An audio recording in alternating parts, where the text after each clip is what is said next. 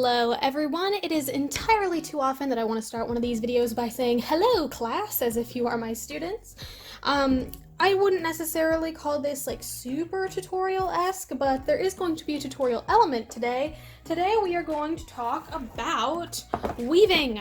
I got this super inexpensive weaving kit from Amazon. I think usually when I see these they get to be anywhere between like $25 and like $40 depending on the size, and I think this is actually a pretty good size and it only cost me I think $16.99 maybe.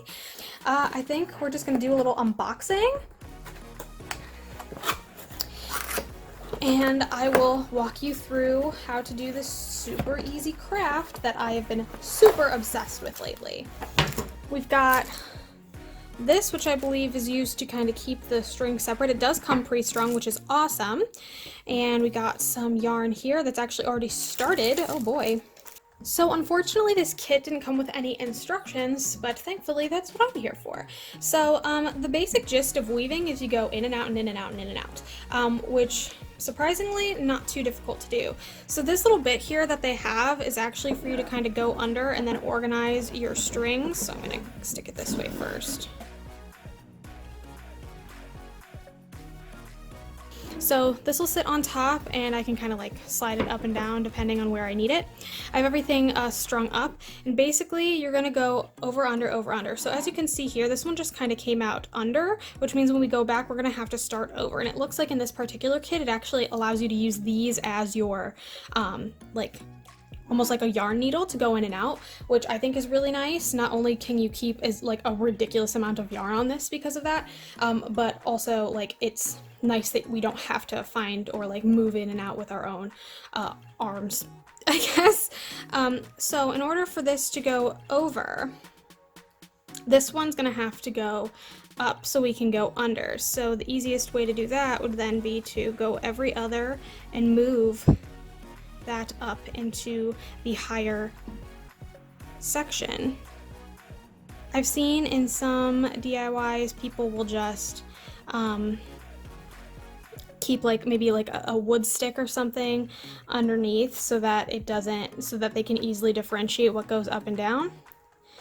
So I'm going to pull this through, and we don't want to keep it so tight. You're just going to keep it nice and loose. And that's when the comb comes in. You use the comb to kind of bring it down without adding too much tension. If you tighten it too much on the sides, then it starts to kind of sink in like this, which is definitely something you want to avoid. Now to come back, we just ended over on this one. This goes over, so that means we're going to have to go back under. Now,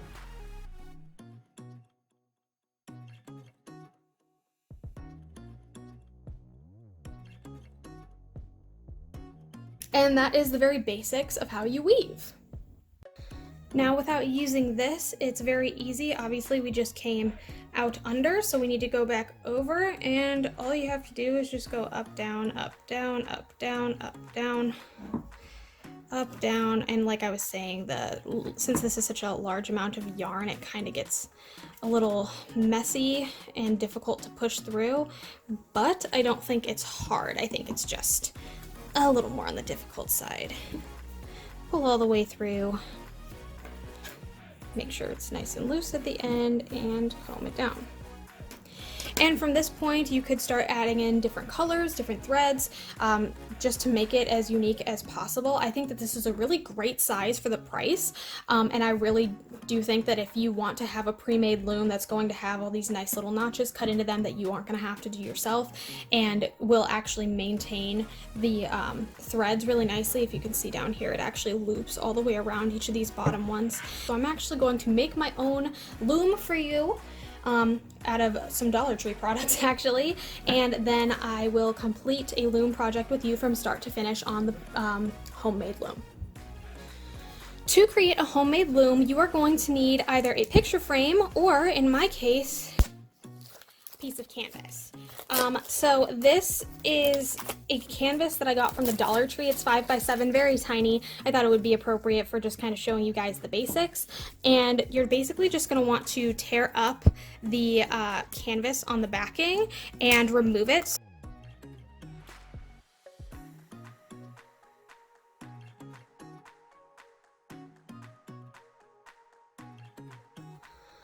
All right, now is to actually turn this frame left over from your canvas, which I'm sure I'll find something to do with this, of course. It was only $1, very inexpensive. Take a ruler or really anything that has some sort of even increments on it. I went with just my angled ruler here, my triangle ruler, and I am marking out every centimeter.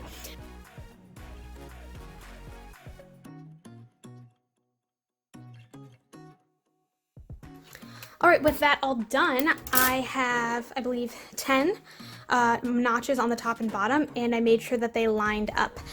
Once you have that done, you can get a set of brads, which are just like super teeny tiny skinny nails. And basically, we're just gonna be kind of whacking them into each of these. I believe I got a set of like 100 of these brads for maybe 99 cents, maybe $1.99, so super cost effective.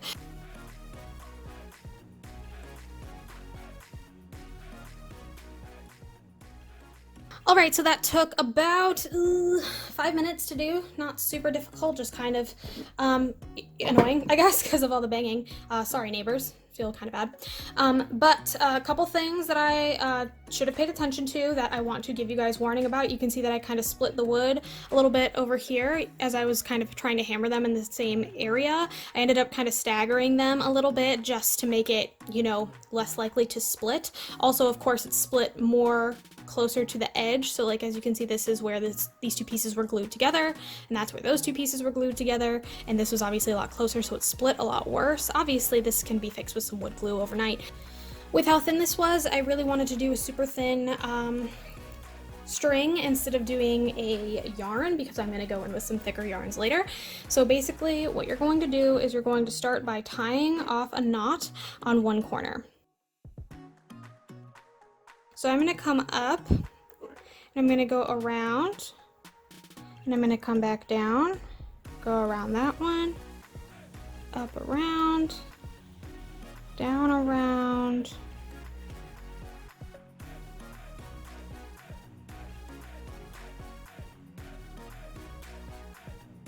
Alright, once we're back at the end, make sure it's relatively tight, not so tight, but tight enough. I'm going to tie this into a quick knot.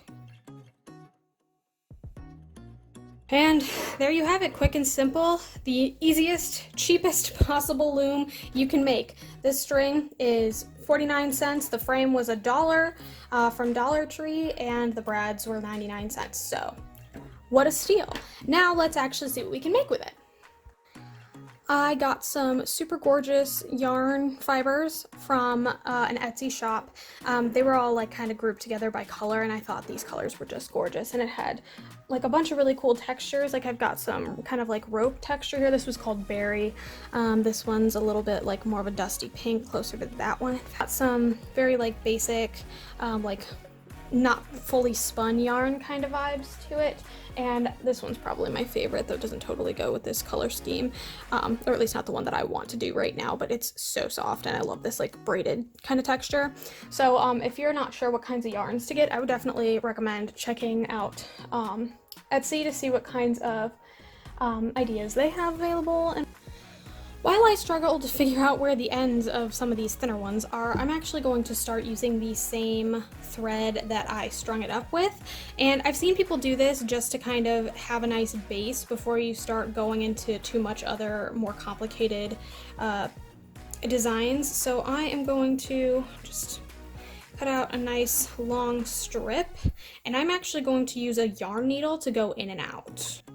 Plastic yarn needles are like super inexpensive. I'm pretty sure this one I got in like a, actually not this one, different set, because I think I got this from my knitting machine. But I got like a set of, oh gosh, I don't even know how many, probably 3 for like 99 cents. Super inexpensive. So first thing you're gonna do, obviously, I'm gonna start going under, and I'm just gonna weave just like I already showed you, up and down and up and down and up and down, all the way through. I'm going to leave like a decent sized loop hanging out at the end. Obviously I had that comb with my other set. You can just use a regular comb to kind of comb things down as you go and keep them nice and flush with the bottom of your loom. I also really wanted to throw out there, I don't think I'm going to be showing any like specific like weaving techniques, and that's one because I don't really know any offhand and I'm not going to pretend I do and possibly mess up my creation here. But I do want to say I might add in like some tassels at the end or something just to kind of add a little bit of extra. I would also recommend, if you're using a really thin like embroidery floss like I am, to tie it onto your yarn needle because they're so thick, obviously. And you can actually get some like super long yarn needles too that would make this going in and out and in and out like super easy. Those are just a couple of like my tips, I suppose. I'm starting to like kind of focus a little bit. So I think instead of trying to talk and explain to you what I'm doing, I'm gonna hyperlapse through some of this and we can come back together when I have this done, I guess.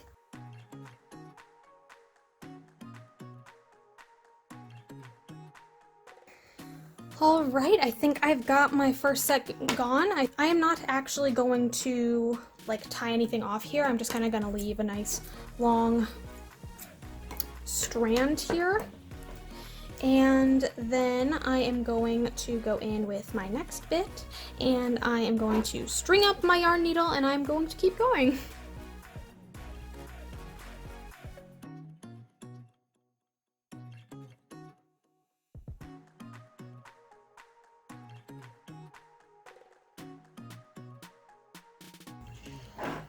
Alright, I did get a head start to this, but now it's actually time to take everything off. So obviously we have all these ends hanging out over here. I just go through and cross them and knot them so that they don't fall off.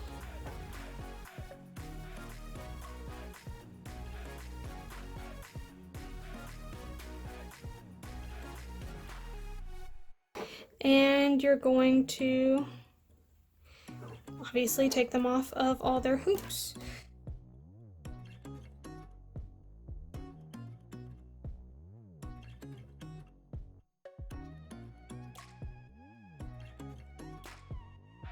And as you can see, I have something pretty neat. I also wanted to show you the other way I was talking about to string your loom. So I've got that tied on. You'll actually go up, and instead of going straight back down, I'm actually going to the second one and coming down that way. So then I'm going to go up, around, do two,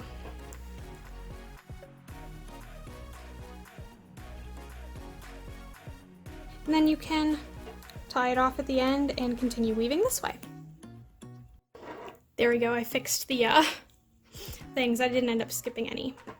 And then you'll just tie it off. And you have your loom strung and a lot wider, so hopefully it would be easier to go in and out. Now there's only 10 of these, I believe, instead of the 20 that I used to create this guy.